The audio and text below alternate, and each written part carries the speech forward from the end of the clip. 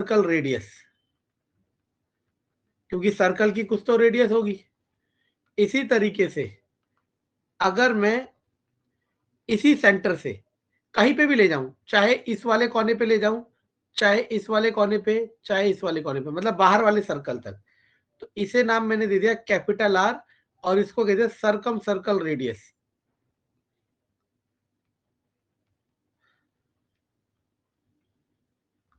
तो याद रखना, जनरली स्मॉल आर को हम शो करते हैं इन सर्कल रेडियस और कैपिटल आर को शो करते हैं circum circle radius.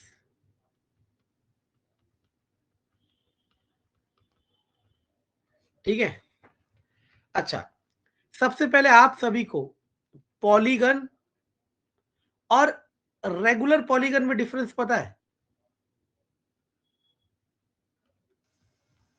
Sir regular polygon जिसकी सारी साइड्स इक्वल होती है। हाँ, गुड। और पॉलीगन मतलब सिंपली पॉलीगन, ठीक है ना। तो याद रखना, अगर जब भी वो रेगुलर पॉलीगन कहेगा, जैसे रेगुलर पॉलीगन में, अच्छा पॉलीगन का एग्जांपल होता है ट्राइंगल, रेगुलर पॉलीगन का एग्जांपल होगा इक्विलेटरल ट्राइंगल। समझ आ रहा है? Yes sir.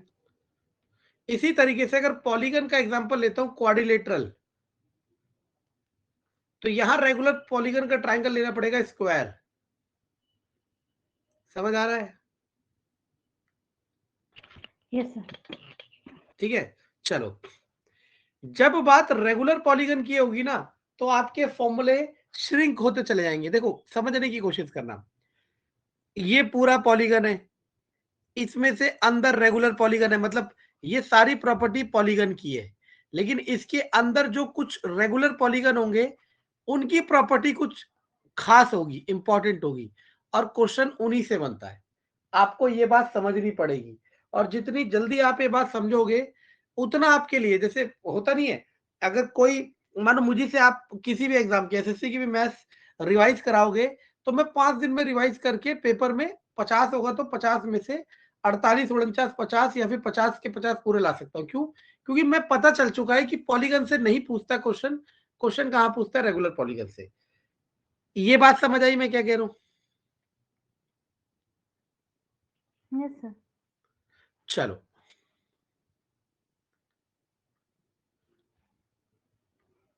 चलो अब यहाँ पे इक्विलेटरल ट्राइंगल कह रहा है, तो ये रेगुलर पॉलीगन है या नहीं? यस सर, है all sir. Sides are equal.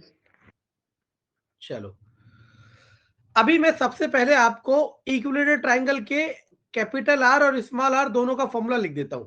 ये होता है ए बाय अंडर रूट 3, वो होता है ए बाय 2 अंडर रूट 3। मतलब इक्विलेटरल ट्राइंगल की सर्कम सर्कल रेडियस का फॉर्मूला होता है ए बाय रूट 3। ए है इक्विलेटरल ट्राइंगल की साइड, और इन सर्कल की रेडियस का होता है ए बाय 2 रूट 3। अभी मैं इसे डिराइव भी करूंगा, क्योंकि डिराइव करना जरूरी है, इससे आपको सीखने को बहुत कुछ मिलेगा। ठीक है ना। अब वो कह रहा था इनका रेशो निकालो, और पहले किसका नाम लिखा है? इन सर्कल, मतलब स्मॉल आर, और फिर circumcircle capital are.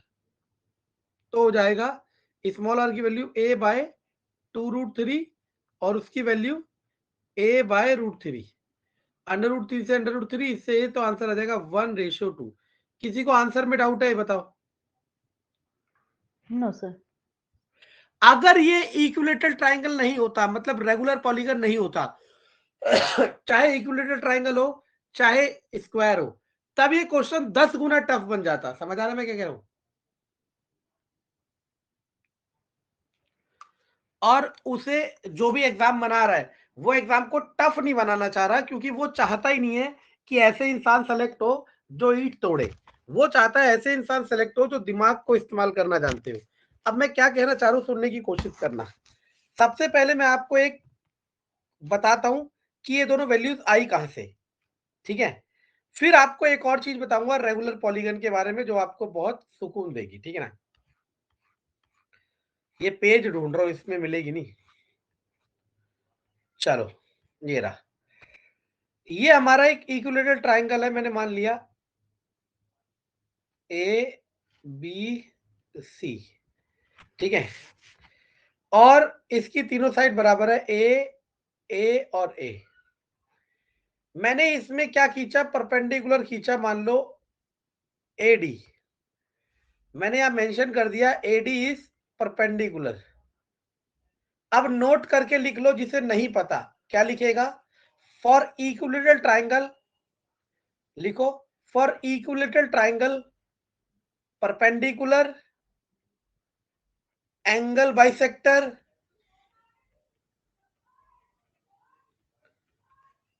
And median is same.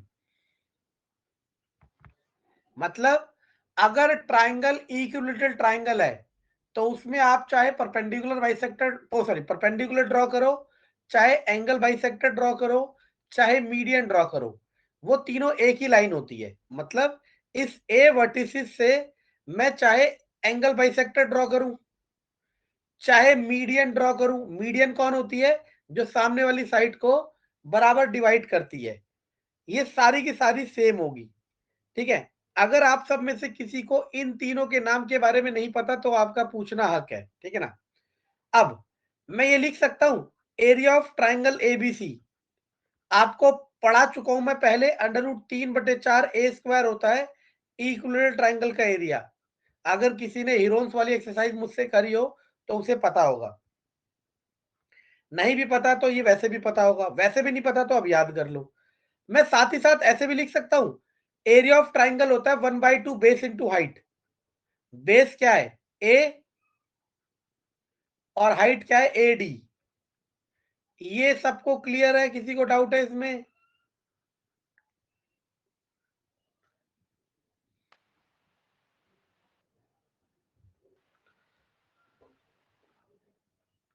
तो एडी यहां से आ गया √3/2 ऑफ ए। अब सुनते रहना।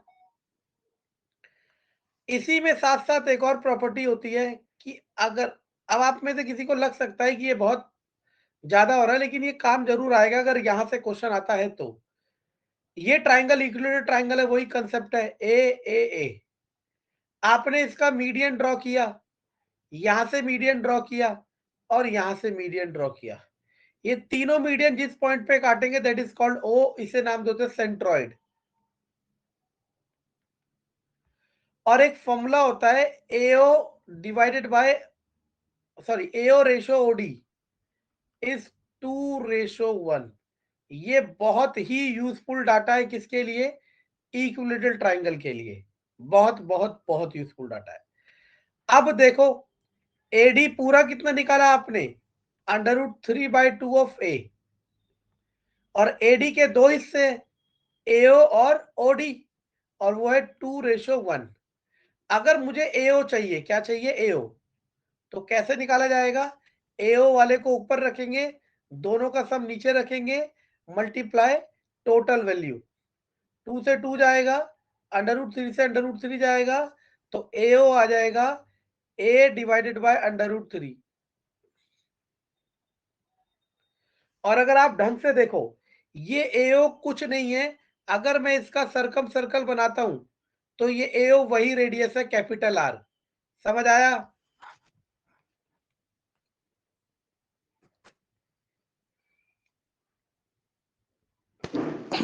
Yes sir.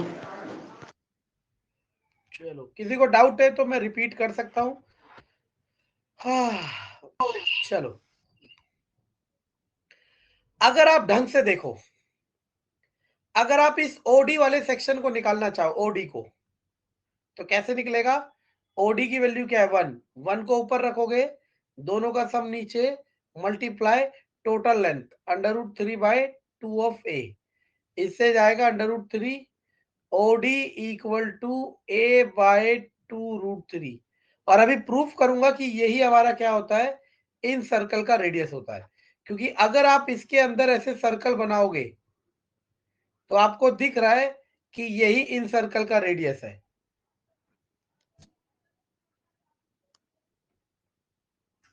क्लियर है?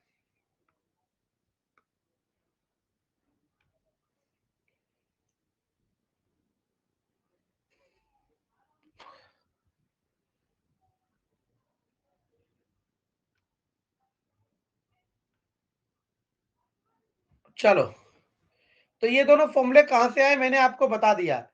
अगर कोई चाहता है तामझाम से बचना तो डायरेक्टली याद कर लो, लेकिन मैंने कहा ना, जब तक एग्जाम नहीं होगा तब तक कोई भी नहीं बता सकता कि किसका क्या सही होगा, इसलिए हम सारी पॉसिबिलिटी लेके चल रहे हैं। चलो, पहला क्वेश्चन क्लियर है आप सभी का? Yes sir. अब सुनो, मैंने क्या कहा था कि रेगुलर पॉलीगन के लिए चीजें बहुत श्रिंक होती जाएगी। अब एक बना बनाया फॉर्मूला लिख लो, लिखो, ratio of r by r for regular polygon,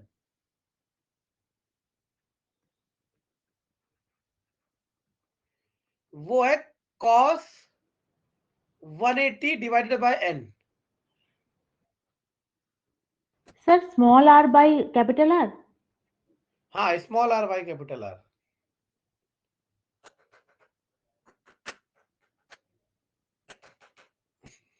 sir एक बार रिपीट कीजिए। Ratio of small r by capital r for regular polygon equal to cos 180 by n।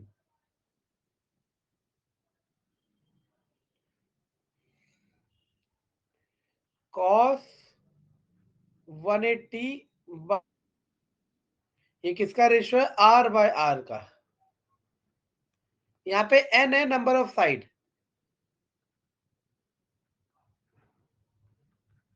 अब मुझे बताओ, ये जो क्वेश्चन नंबर 1 है, ये रेगुलर पॉलीगन का है या नहीं?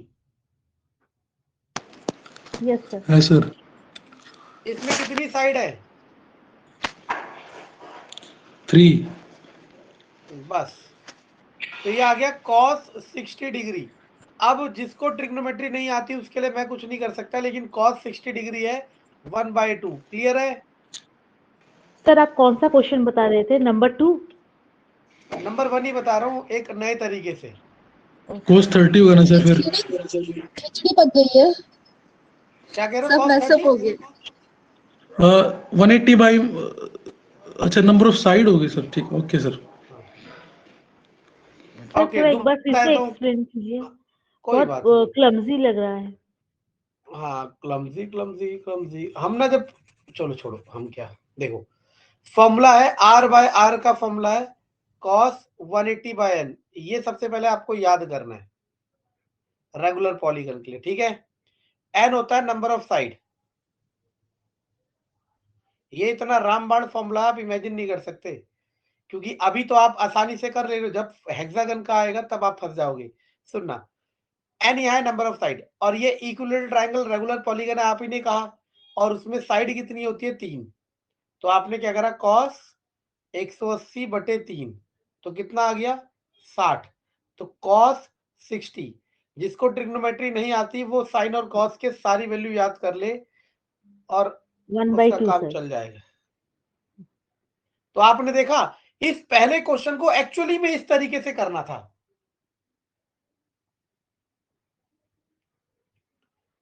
वरना अगर इस तरीके से नहीं करना होता ना बच्चों, तो वो इक्विलेटरल ट्रायंगल की जगह राइट एंगल ट्रायंगल भी तो बोल सकता था। हो सकता है स्केलेन ट्रायंगल बोल देता, हो सकता है आइसोसेलेस ट्रायंगल बोल देता। समझ आ रहा मैं क्या कह रहा हूं? वो चाहेगा आप सस्ते में निपट जाओ, लेकिन आप खुद ब खुद महंगे में चले जाओगे। क्वेश्चन नंबर 2 को देखो,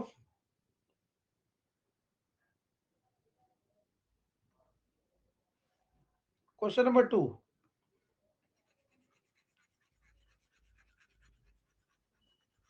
वो रेडियस है, रेशो नहीं है। अब देखो, हम घबरा जाते हैं कभी कभी, कह रहे हैं कि स्क्वायर है, उसके अंदर एक सर्कल है, इन सर्कल, स्क्वायर की साइड 6 है, तो यही तो डायमीटर हो जाएगा सर्कल का, तो इसका रेडियस कितना हो जाएगा?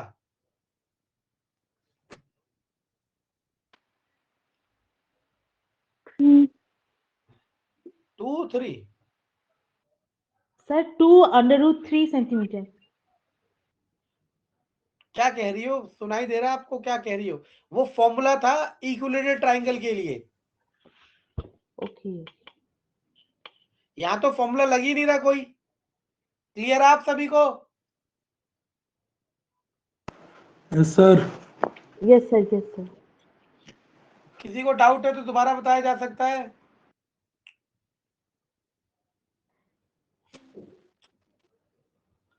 और ये मैं आपको चैलेंज करके कह सकता हूं, अगर पॉलीगन में से कोई क्वेश्चन आया तो इससे बाहर नहीं आएगा जो हम कंसेप्ट पढ़ रहे हैं, ठीक है। इसी का इम्प्लीमेंटेशन हो सकता है, वो किस तरीके से होगा ये मैं नहीं जानता ना आप, लेकिन इस कंसेप्ट से बाहर नहीं होगा क्योंकि ये अल्टीमेट है। मतलब इसमें सारे तरीके क्वेश्चन आ रहे हैं, ठीक है। सर नंबर हाउ 2 मेनी बोलिए एक साइड, बार। Number number 2। ओके। उसने कहा एक आपके पास स्क्वायर है, स्क्वायर के अंदर एक सर्कल है, इन सर्कल मतलब टच करते हुए जा रहा है सारी साइड को। स्क्वायर की साइड है 6,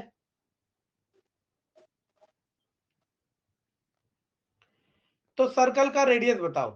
तो ये स्क्वायर की साइड 6 है, तो यही सर्कल का डायमीटर होगा। और अगर सर्कल का डायमीटर 6 है तो रेडियस कितना होगा?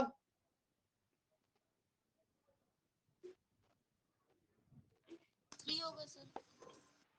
3। चलो सर गुड। 3 तो होगा। हाँ, क्या करूं फिर? नहीं सर, मैं कंफ्यूज हो गई थी। ओके, कोई बात नहीं, वो जरूरी है कंफ्यूज होना। जो गुमसुम बैठा है वो या तो ज्ञानी है या फिर वो समझ ही नहीं पा रहा कि हो क्या रहा है। चलो, क्वेश्चन नंबर 3, ये लास्ट मौका है, ये सोच के तैयारी करना है, ठीक है। क्वेश्चन नंबर 3, देखो, याद रखना रेगुलर पॉलीगन, मैं बार बार कह रहा हूं, सिर्फ पॉलीगन का नाम लेगा तो फॉर्मूले बहुत कठिन हो जाएंगे, क्वेश्चन बहुत कठिन हो जाएंगे। रेगुलर पॉलीगन के लिए क्वेश्चन और फॉर्मूले दोनों क्या हो जाएंगे? आसान होते चले जाएंगे, इतने आसान कि आप आसानी से कर लो। एक फॉर्मूला लिख लो, लिखो, number of sides, number of sides for regular polygon is 360 degree by E, where n is number of side, E is exterior angle। और ये इतना लाजवाब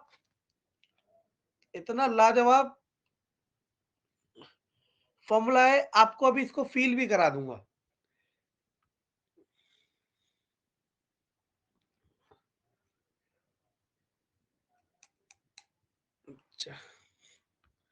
चलो फील कराता हूं।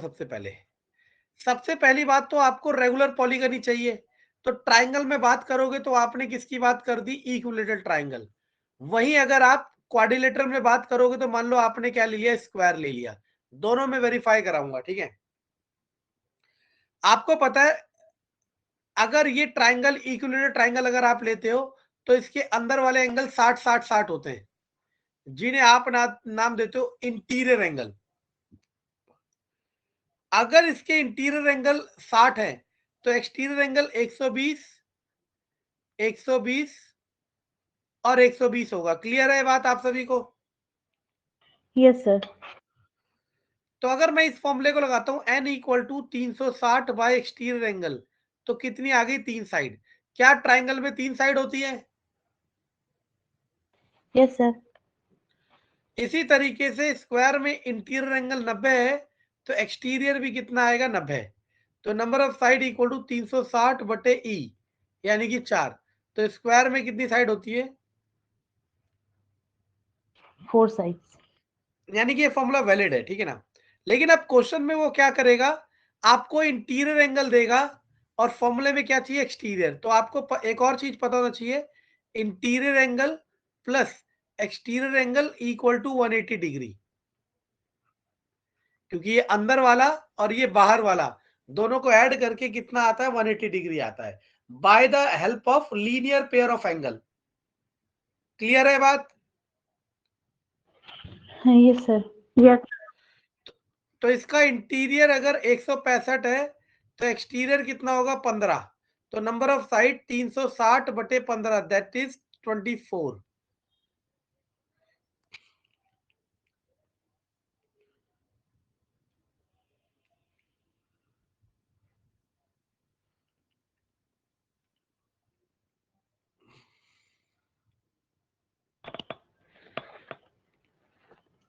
सर हाँ सर इसमें ये जो n इक्वल टू 360/15 हुआ, तो सर ये फॉर्मूला में E है, वो E मीन्स एक्सटीरियर एंगल। हाँ हाँ राइट। लिखा तो था मैंने, ई इज एक्सटीरियर एंगल। ये सर दिख रहा ये है, रहा, हाँ। और छोटा छोटा है ना सर, दिखाई नहीं। कोई बात नहीं। चलो, तीसरे क्वेश्चन तक क्लियर है सभी को? Yes sir. चलो, अब एक और चीज देखो, अगर आप ट्राइंगल की बात करते हो, चाहे वो रेगुलर हो ना हो, इसके सम ऑफ इंटीरियर एंगल कितना होता है? 180 डिग्री। आपको पता है ना? Yes sir. चलो, अगर मैं इसके सम ऑफ एक्सटीरियर एंगल पूछूं तो कितना होता है?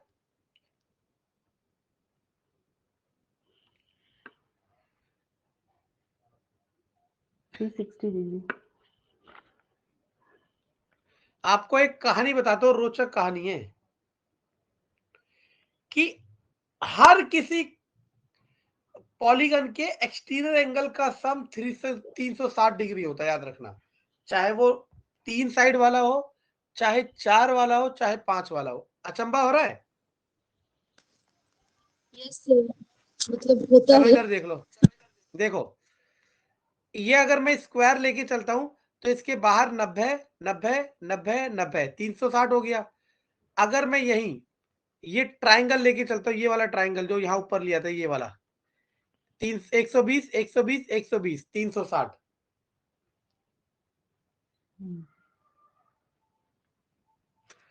चलो, अब आपने कहा सर मुझे ये बात तो समझ आ गई कि sum of interior angle of triangle is 180 degree. बहुत अच्छी बात। लेकिन सर ये 3 साइड वाला है, 4 साइड वाला, 5 साइड वाला, 6 साइड वाला, 7 साइड वाला वो तो कुछ भी पूछ सकता है। तो उसके लिए सम ऑफ इंटीरियर एंगल का फॉर्मूला है n-2 इंटू 180 डिग्री। ये बना बनाया फॉर्मूला है।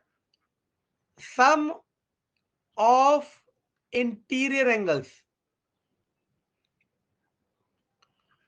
For polygon.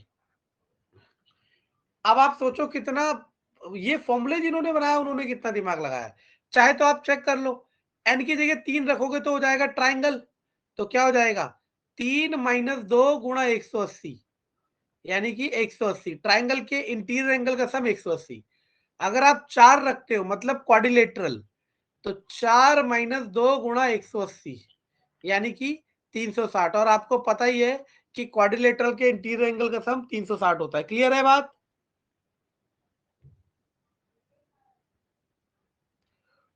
Yes sir. लिख लो, sum of interior angles of a polygon equal to n-2 into 180।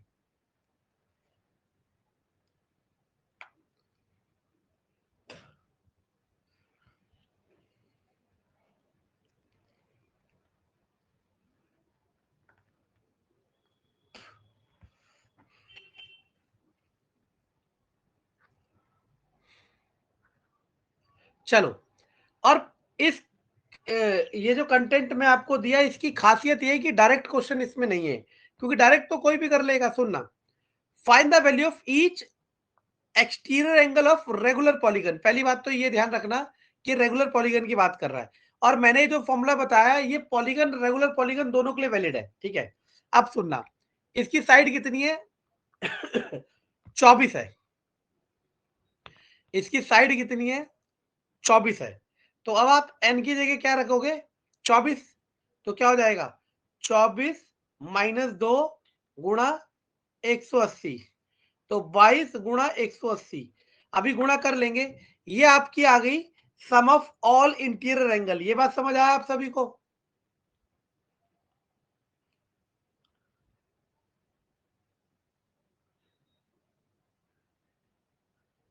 कभी कहते हो कि कंपटीशन का कराओ, आज करा रहा हूं तो आप मजा नहीं आ रहा आप लोगों को।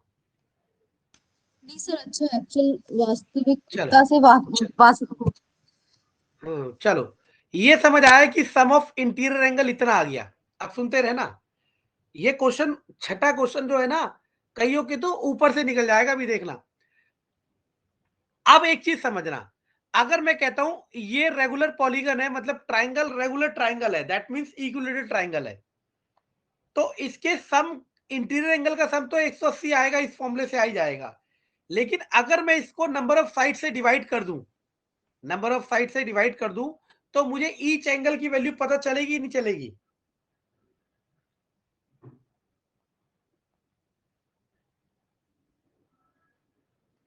इसको दूसरी तरीके से देख सकते हैं। आपके 4 बच्चे, आप पे 100 रुपए, आप चारों में बांटना चाहते हो, लेकिन बराबर बांटना चाहते हो, तो एक पे कितना जाएगा? 25 25 तो आप इसे ऐसे भी कर सकते हो, total divided by number of children, sorry not children.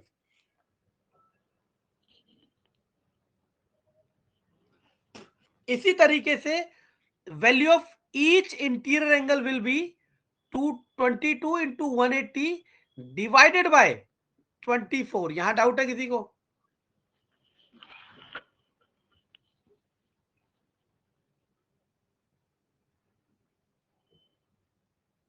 Doubt है? No sir. काटा पीटी कर लेते हैं, 2 से या 6 से कर लो। 6 चौक 6 से 30, 2 11 15, 165 आ गया आपका interior angle, each interior angle. और ये रेगुलर पॉलीगन है, अगर इसका हर इंटीरियर एंगल बराबर है तो हर एक्सटीरियर एंगल भी बराबर होगा। और हम पढ़ चुके हैं interior plus exterior equal to 180, तो एक्सटीरियर इक्वल टू 15 डिग्री। समझ आया सभी को?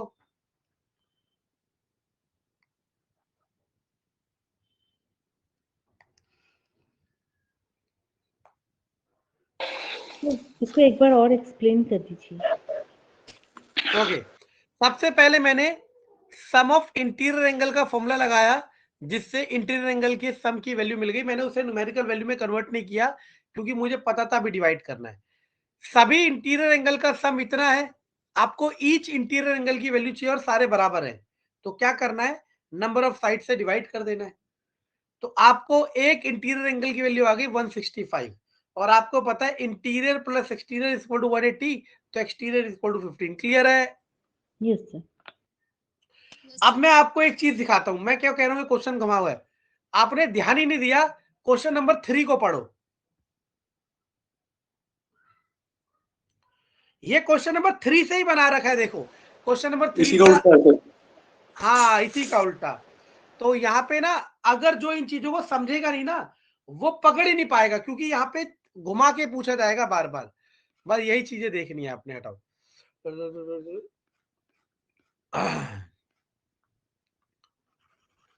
क्वेश्चन नंबर 7 का आंसर बताइए।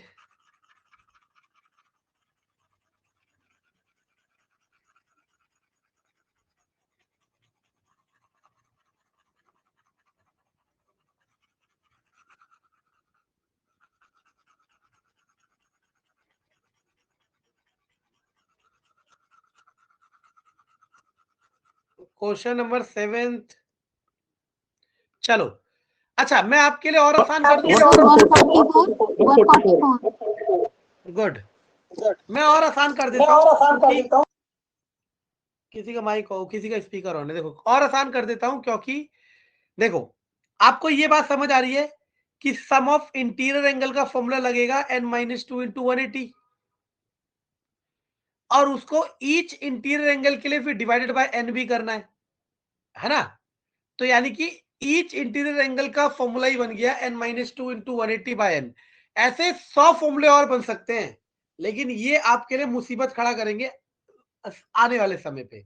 लेकिन मैं फिर भी बता रहा हूं, क्योंकि कई बच्चों को इससे मजा आता है। N a number of side 10 - 2 8 गुणा 180 बटे 10, 18 8 144। वरना कैसे करना था? समेशन ऑफ आई निकालोगे n-2 इंटू 180, वो आ जाएगा 1440। यानी कि सभी इंटीरियर एंगल का सम आ गया 1440। और कितने जनों को बांटना है? 10 जनों को बांटना है, तो आंसर आ जाएगा 144। किसी को डाउट है अभी भी? नो सर, क्लियर है। क्वेश्चन नंबर 8, कोई बताएगा?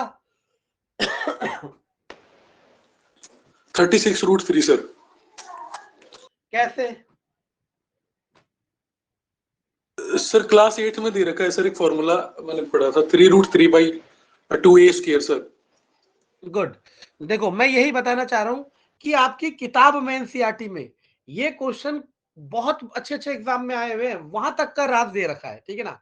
चलो देखो, अब मैं आपको एक फॉर्मूला बताता हूं रेगुलर पॉलीगन का, लेकिन बात वही है, मैं आपको दोनों चीजें बताऊंगा। पहले फॉर्मूला देख लो।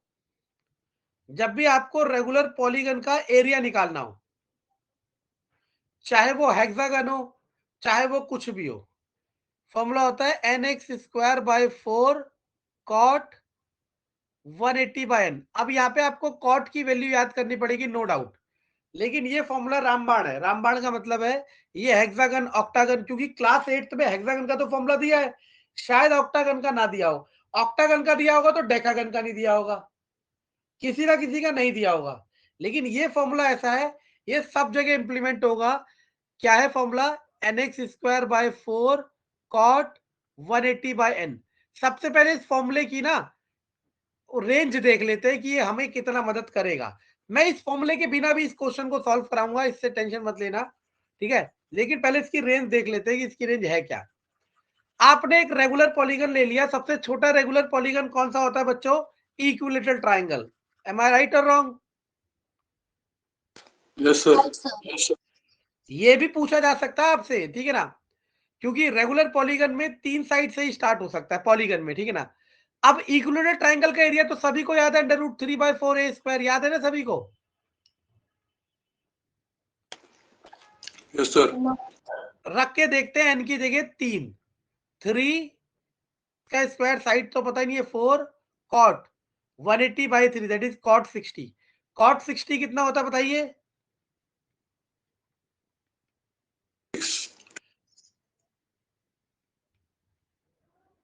√3 सर। 1/√3 sir, sorry. यानी कि हमें इस फॉर्मूले की रेंज समझ आ गई कि ये फॉर्मूला बहुत ही कारगर है हर तरह के रेगुलर पॉलीगन को सॉल्व करने का। एक बार और चेक कर लेते हैं, ऐसा ना हो गलती से आ गया हो, ठीक है ना। अब हम चेक करते हैं रेगुलर पॉलीगन स्क्वायर वाला, क्योंकि स्क्वायर का एरिया भी हम लोगों को याद ही है। फॉर्मूला है nx²/4 cot 180/n। अभी जिसको ट्रिग्नोमेट्री की वैल्यू याद नहीं है, उसे याद करने के लिए टेबल बनाना सिखा दूंगा। ऐसा कोई जादू नहीं है, दुनिया भर की तरीके हैं, कोई सा भी एक तरीका कर लो। n की जगह 4 रखो स्क्वायर के लिए, 4 गुणा x²/4 cot 180/4, यानी कि cot 45, cot 45 होता है 1, 4 से 4 गया x²। यानी कि अब ये बात वेरीफाई हो गई कि ये फॉर्मूला बहुत ही कारगर है रेगुलर पॉलीगन के लिए। कौन सा फॉर्मूला? ये वाला। अगर आप याद कर सकते हो तो सबसे बेस्ट तरीका यही है, लेकिन मैं फोर्स नहीं करूंगा इसको 8th क्लास वाले तरीके से भी करा सकते हैं। समझ आ रहा मैं क्या कह रहा हूं? सर एक बार वो भी दिखा दीजिए। वो तरीका सिर्फ हेक्सागन के लिए लिमिटेड होगा, वो ऑक्टागन में काम नहीं करेगा और वो डेकागन में भी काम नहीं करेगा। सर एक बार समझ वो आ भी रहा? दिखा दीजिए, और हाँ जो सब दिखाएंगे, हेक्सागन से। देखो।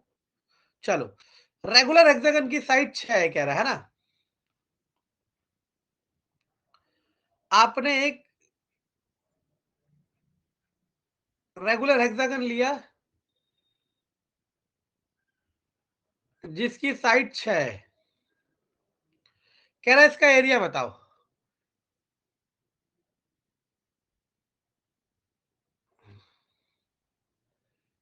सबसे पहले मुझे ये बताओ, अच्छा पहले रेगुलर हेक्सागन का एरिया तो निकाल लूं। फॉर्मूला है nx²/4 cot 180/n है, तो n की जगह आपने क्या रखना है? 6, तो 6x²/4 cot 180/6, यानी कि cos 30। cot 30 होता है √3, तो ये हो जाएगा 3, ये हो जाएगा 2, 3√3/2x²। ये वैल्यू आ गई किसकी? हमारी रेगुलर हेक्सागन के एरिया की। 3 दूनी 2, 3 cot 30 हो, सही है, ठीक है। अच्छा, अब आप सब में से कोई बताएगा, देखते हैं आप लोगों की मैथ।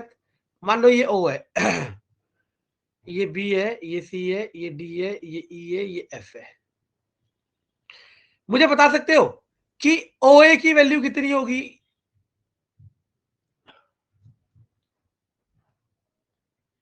हमें हमेशा लगता है कि 6 हाँ होगी सर। बोलिए। गुड, 6 6 होगी। होगी सर। मैं एक बार आपको एक क्वेश्चन करा चुका हूं कि रेगुलर हेक्सागन में हर ये जो ट्राइंगल है ये इक्विलेटरल ट्राइंगल बनता है। मैं करा चुका हूं, ये चैलेंज है, ठीक है। तो इक्विलेटरल ट्राइंगल का एरिया क्या होता है बच्चों?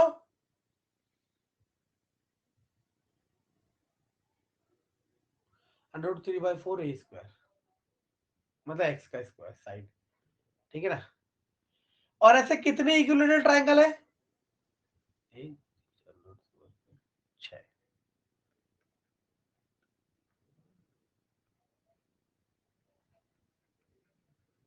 समझ आया? हो सकता है 8th क्लास में इससे अलग तरीका बता रखा हो, मैंने देखा ही नहीं कि 8th क्लास में क्या बता रखा है, ठीक है ना। लेकिन ये वाला समझ आया आप सभी को? Yes sir.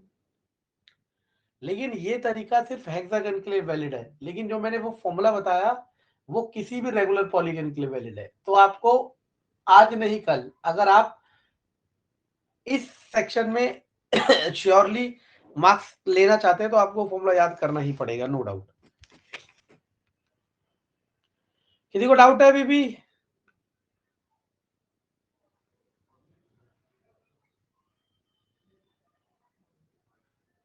तो फॉर्मूला क्या था? 3√3/2 एक्स स्क्वायर, एक्स क्या है? साइड। 6 गुणा 6, 6 तिया 3 तिया 9, ओह 2 तिया 6, 3 तिया 9, ये क्या हो गया? रेगुलर अभी निकाला तो फॉर्मूला क्या है मेरा? फॉर्मूला आया 3√3/2 और एक्स है 6, 3√3/2 एक्स है 6, 36, 18 सही तो है। 54। आपने क्या बताया था? 36√3।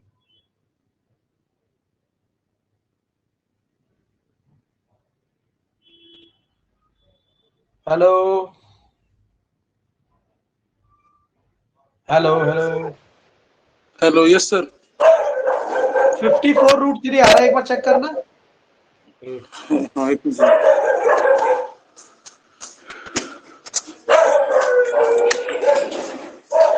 मेरा सही है। किसी को डाउट है? 54 मेरा तो मतलब सही है, 54√3। यस किसका सर, गलत था? 54 ही आएगा। हाँ यस गुड। सर। किसी को डाउट है क्वेश्चन नंबर 8 में?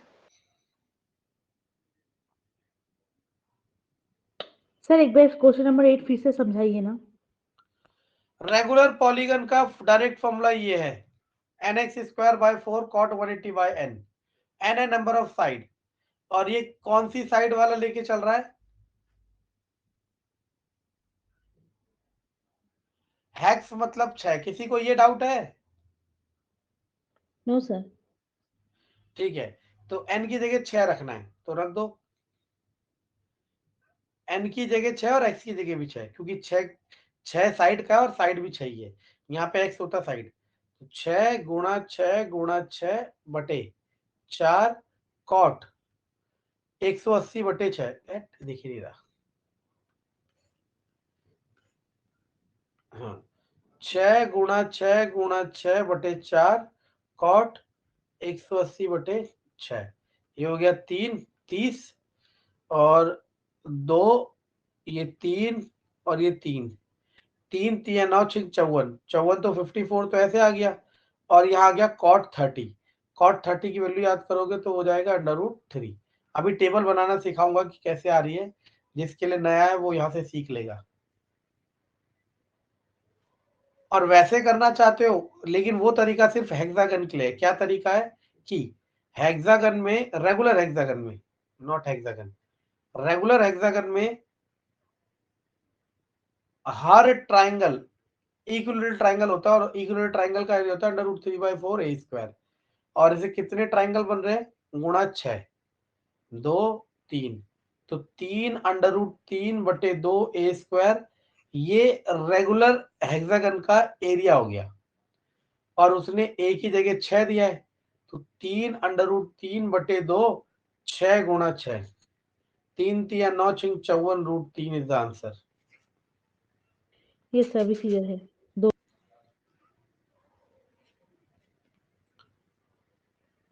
हाँ, क्वेश्चन नंबर 9 पढ़ो, आराम से पढ़ो। देखो आपके लिए नया है, जिनने मैथ इस लेवल पे नहीं करी है कोई दिक्कत नहीं है, मैंने क्वेश्चन भेज दिया, आंसर मैं करा रहा हूँ, 1 बार 2 बार 3 बार जितनी बार कर सकती हो उतनी बार करो, इससे बाहर नहीं आएगा, ये मैं चैलेंज कह रहा हूँ आपके पेपर में। इतना भी आ जाए वो बहुत बड़ी बात है, इससे बाहर लेकिन नहीं आएगा। और हर बार हम यही पूछते हैं, जब हम एस्पायरेंट थे तो हम टीचर से ही कहते थे, सर चाहे आप 1 लाख पन्नों की बुक बता दो, लेकिन ये बता दो बेटा इससे बाहर नहीं आएगा। और टीचर हंसते थे और कहते थे कि यार ऐसा नहीं होता, लेकिन मैं आपको कह रहा हूँ आपके पेपर में इससे बाहर नहीं आएगा पॉलीगन में।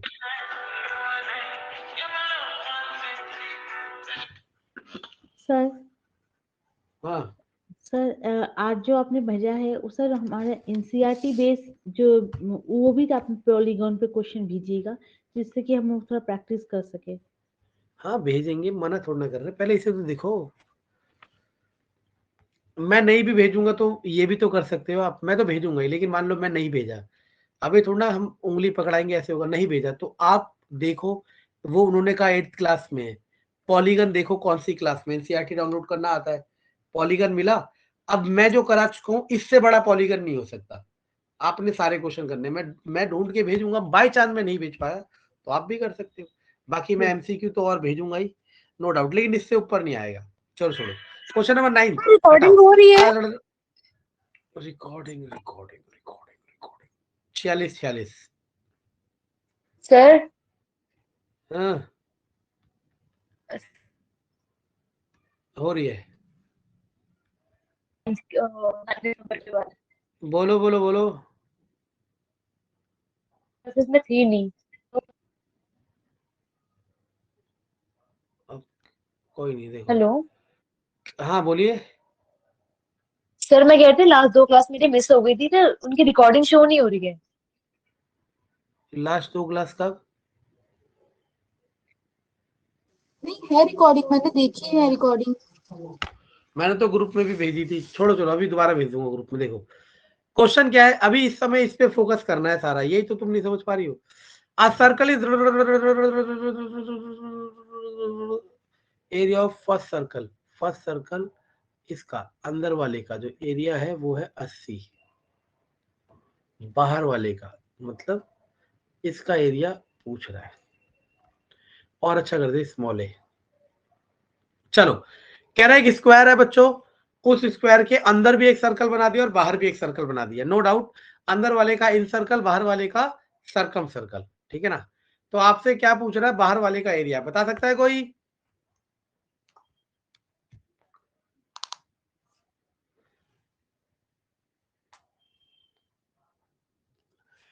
यहाँ पे ना आपको ये चीज, हाँ बोलिए। पहले अंदर वाले की रेडियस निकालनी पड़ेगी, साइड आ जाएगी तो फिर डायगोनल निकल जाएगा सर, डायगोनल से उसकी रेडियस आ जाएगी सर बाहर वाले की। हाँ गुड, ऐसे भी कर सकते हो, या फिर आप ऐसे भी तो कर सकते हो, डायगोनल को बिना निकाले भी कर सकते हो, पूछो कैसे? कैसे सर? आप सबसे पहले इसकी रेडियस निकाल लो क्या है, ठीक है ना। तो मान लो इसकी रेडियस कुछ भी आ गई आपकी, ठीक है, फिर r/r का फॉर्मूला लगा लो। हाँ बिल्कुल सर। फिर आप कैपिटल R निकाल सकते हो, फिर वहां चले जाओ।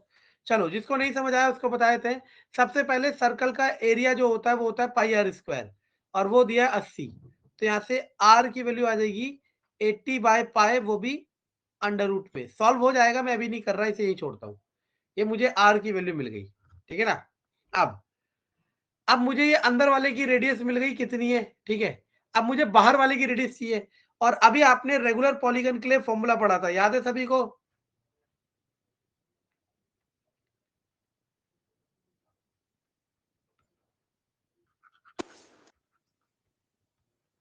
चलो r/r वाला सर। हाँ ये बाकियों को पूछ रहा हूँ ना, r/r इक्वल टू n की जगह 4। ये फॉर्मूला क्यों लग पा रहा है? क्योंकि ये स्क्वायर है और स्क्वायर एक रेगुलर पॉलीगन है। अगर यही क्वेश्चन स्क्वायर की जगह कुछ और होता, हालांकि रेक्टेंगल में क्वेश्चन बनेगा नहीं। समझ आ रहा है ना क्यों नहीं बनेगा रेक्टेंगल में? क्योंकि रेक्टेंगल में इन सर्कल बन ही नहीं पाएगा।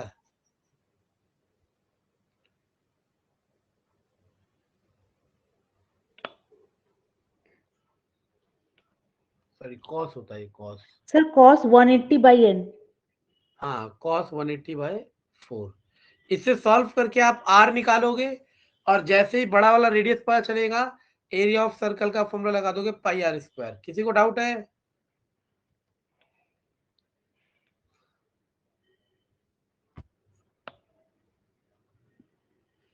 किसी को डाउट है?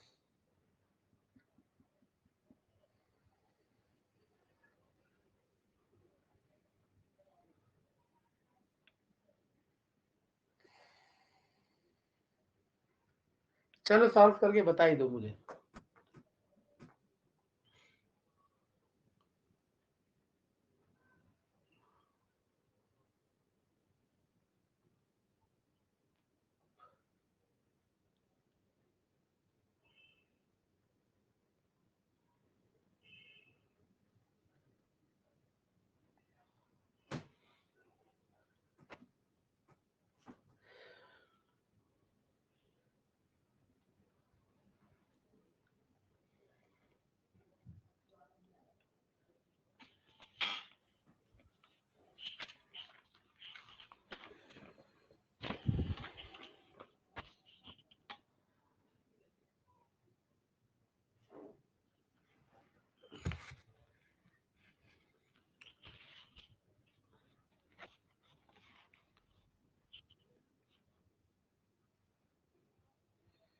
तो यहाँ से r की वैल्यू आ जाएगी, r की वैल्यू आ जाएगी,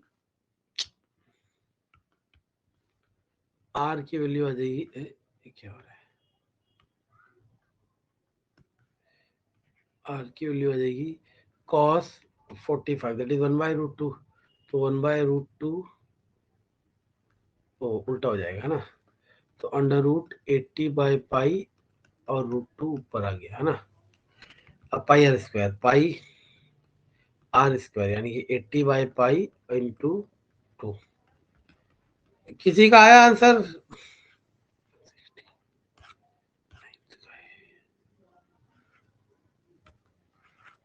समझाऊं क्या? सर cos की वैल्यू तो आ गई 1/√2, उसके बाद क्या किया? हाँ, उसके बाद क्या किया, उसके बाद क्या किया, उसके बाद क्या किया, इसके बाद क्या किया, ये नहीं देख रहा क्या किया, मैं देख रहा हूँ कहाँ करूँ। चलो वहीं कर दो।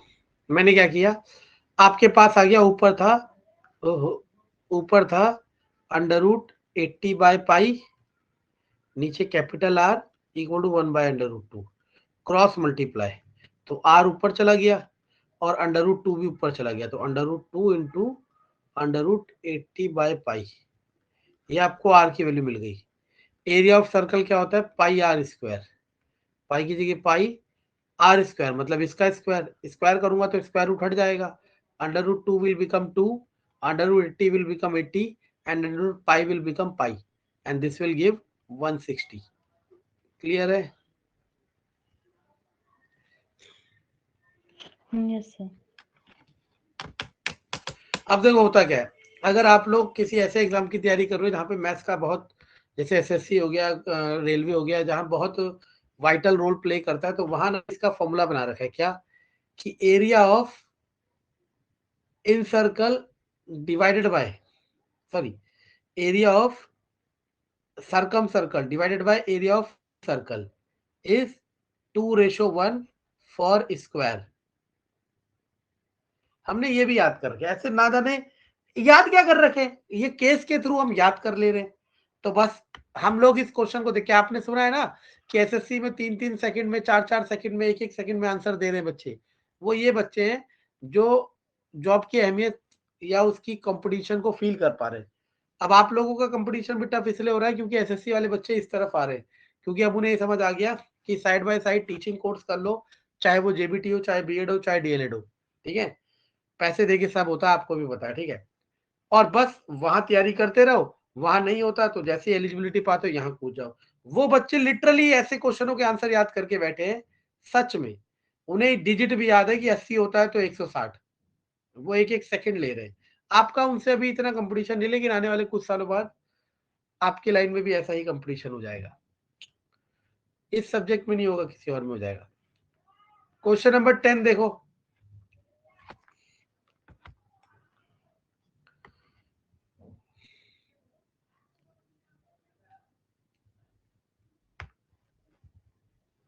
क्वेश्चन नंबर 10,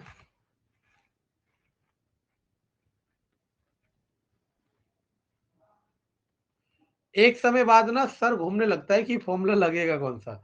जब हमने भी पहली बार किया हम सोच रहे हो क्या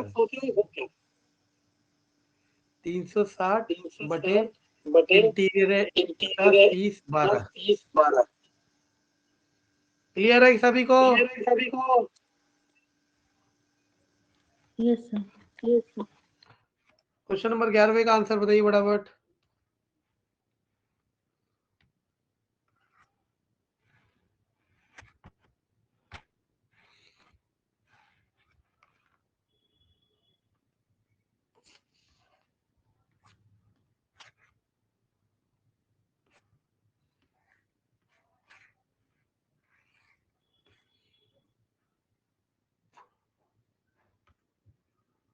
फॉर्मूले याद नहीं रहते। ये तो लिखा, ऊपर ही तो लिखा है, देखो ये रहा। सर ये तो डायरेक्ट हो जाएगा, ये इजी है, इस टाइप के तो हो जाते हैं। हाँ, इधर आ जाएगा 36 और 360 बटे 36 यानी कि 10 होगा। देखो अब जैसे इन्होंने अभी कहा कि फॉर्मूले याद नहीं रहते, इसका मैं देखो एक चीज बताता हूँ।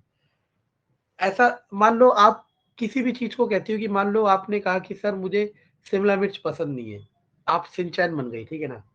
शिमला मिर्च पसंद नहीं है, ठीक। बस सेल्फी विद बजरंगी अंकुश ये सब देख रहा हूँ आजकल मैं, ठीक है, वो देवांश की वजह से। तो अब मानो आपको मिल ही वो रहा है, तब आपको पसंद नापसंद की तो बात ही अलग बात है। रेगुलर पॉलीगन में ना आप इन फॉर्मूलों के बिना सरवाइव कर ही नहीं पाओगे, ये सबसे बड़ा सच है।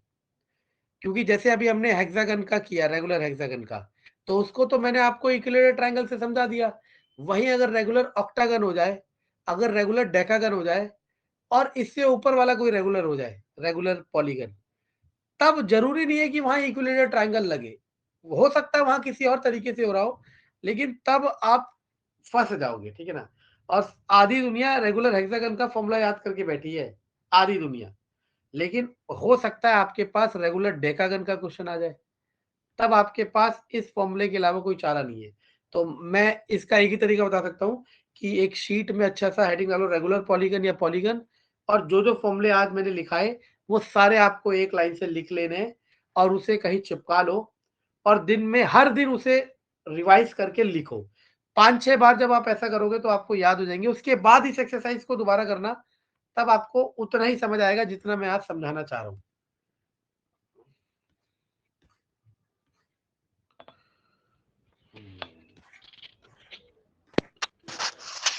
सर एक चीज पूछनी थी सर, ये पेडागॉजी के लिए कुछ बता सकते हैं आप, कहाँ से करनी चाहिए?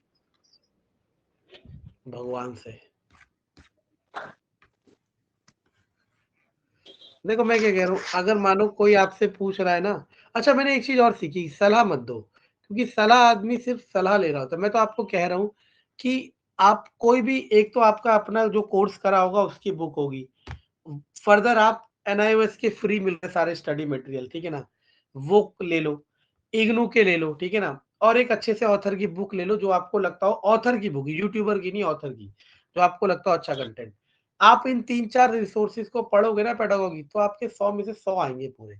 लेकिन होगा क्या, आप 3-4 नहीं, आप एक भी पूरा नहीं पढ़ोगे, ये सच्चाई है। क्योंकि हम लोगों को आजकल आदत हो गई है कि हम चाह रहे हैं कि कोई एक चीज आपको पूरी चीज करा दे, मतलब एक इंसान या एक बुक आपको सब कुछ बता दे, और ये थोड़ा इम्पॉसिबल है। इतना आसान होता तो फिर कंपटीशन किसी चीज का होता ही नहीं।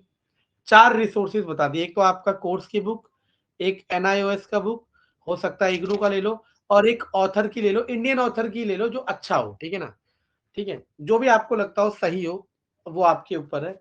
इन चारों को अगर आप पढ़ लेती हो ना और बार-बार पढ़ लेती हो, इससे बाहर नहीं आएगा, ठीक है ना? लेकिन अब आप कितना करती हो ये आपको देखना है।